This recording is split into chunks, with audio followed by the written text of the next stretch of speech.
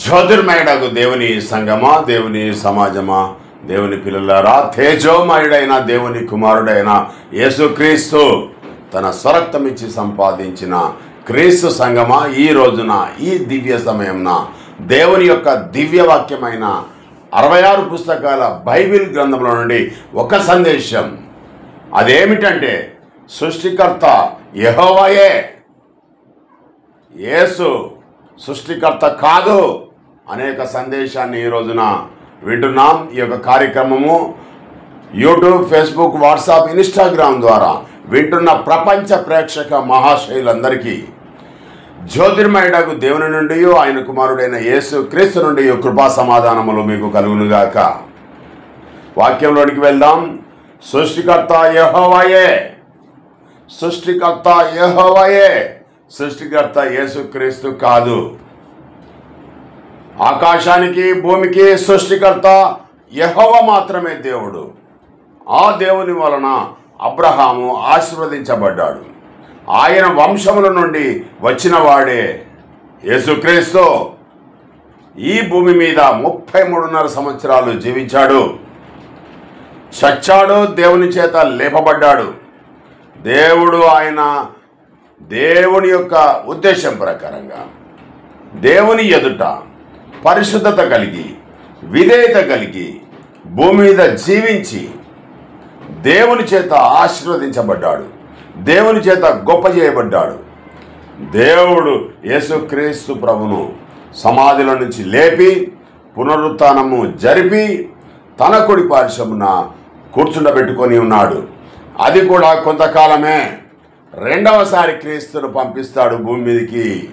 ప్రేమైన దేవుని బిడ్డలారా, మరి దొంగ బోధకులు ఏమని చెప్తున్నారు, ఎలా అర్థం చేసుకుంటున్నారంటే, దేవుని గురించి వ్రాయబడిన వాక్యము అన్న చోట, దేవుని గురించి రాయబడిన జ్ఞానము అన్న చోట యేసును ఇరికించి దేవుణ్ణి చేస్తూ సృష్టికర్త యేసే అని జబ్బలు తరుస్తూ, తొడలు కొడుతూ, మీసాలు తిప్పుతూ నిజమైన బోధ చేసే నన్నే వారు అవమానిస్తున్నారు, నాలాంటి వారిని అవమానిస్తున్నారు, నిజ బోధలు చేసే వారిని అవమానిస్తున్నారు.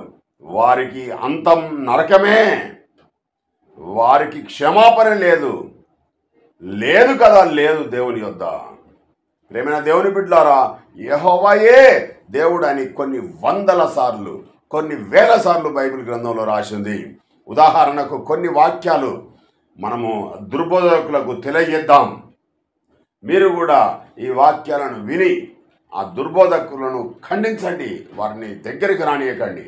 ఆదికాండము 14వ అధ్యాయం 19వ వచనము, 14వ అధ్యాయం 23వ వచనము, 2వ దినవృత్తాంతర గ్రంథములో 2వ అధ్యాయం 12వ వచనము, సామెతల గ్రంథము 14వ అధ్యాయం 31వ వచనము, 17వ అధ్యాయం 5వ వచనము, ప్రసంగి 12వ అధ్యాయం 2వ వచనము, యెషయా గ్రంథము 43వ అధ్యాయం 15వ వచనము, 45:11, 45:18, 51వ అధ్యాయం 3వ వచనము, హోషేయ 8వ అధ్యాయం 4వ వచనము, రోమాపత్రిక 1వ అధ్యాయం 25వ వచనము, పేతురు రాసిన మొదటి పత్రిక 4వ అధ్యాయం 19వ వచనము.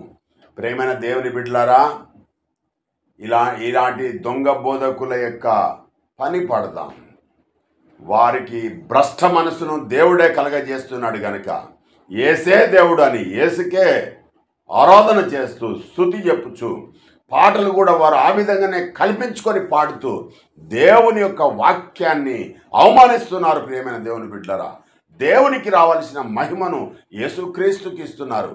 ఒకవేళ యేసుక్రీస్తు రెండవసారి వచ్చినప్పుడు కూడా అసలు మీరెవరో నాకు తెలియదు అని అంటారు. ప్రభువా అనేవాడు పరలోక రాజ్యానికి చేరడు అని యేసుక్రీస్తు ప్రభు స్వయంగా ఖచ్చితంగా చెప్పాడు. ప్రియమైన దేవుని బిడ్డలారా, రోమపత్రిక 1వ అధ్యాయం 25-26 వచనంలో ఉన్న మాట ఏం మనకు నేర్పిస్తుంది? సృష్టికర్తకు బదులు సృష్టమును పూజిస్తున్నారు, అంటే యేసుని పూజిస్తున్నారు ఈనాటి క్రైస్తవులు అనబడేవారు. వీరు ఈ విధంగా చేస్తున్నారు కాబట్టి తుచ్చమైన అభిలాషలకు దేవుడే వారిని అప్పగించాడు. భ్రష్టమైన మనసును దేవుడే వారికి అప్పగించాడు. ప్రియమైన దేవుని బిడ్డలారా, వేశ్య వెంబడి వెళ్ళవద్దు, దొంగ బోధకుల వైపు వెళ్ళవద్దు.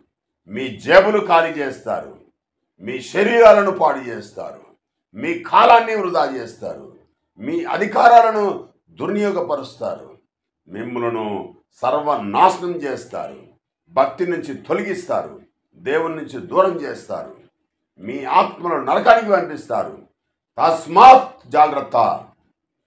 గొర్రె తోలు కప్పుకున్న తోడేళ్ళు వారు, గొర్రె తోలు కప్పుకున్న తోడేళ్ళున్నాయి జాగ్రత్త, కుక్కలున్నాయి జాగ్రత్త. ప్రియమైన దేవుని బిడ్డలారా, ఈ సందేశాన్ని విని మీరు ఎంతమంది రక్షించబడతారో వారందరూ కూడా నాకు ఫోన్ చేసి నాతో మాట్లాడగలరని ప్రభు పేరిట మీకు మనవి చేస్తున్నాను. ఈ మాటలు దేవుడు దీవించుగాక. ఆమేన్.